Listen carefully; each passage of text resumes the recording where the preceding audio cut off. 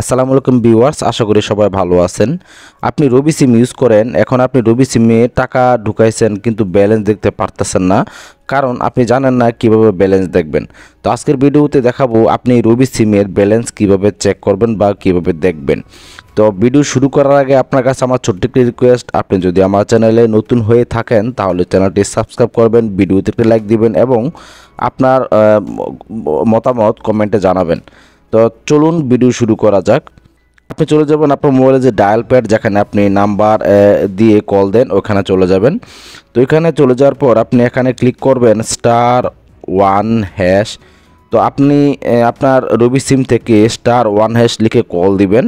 তো কল দিলে কিন্তু আপনার মোবাইলে কত ব্যালেন্স আছে, মেয়াদ কত দিন আছে, সব কিছু কিন্তু আপনি জানতে পারবেন।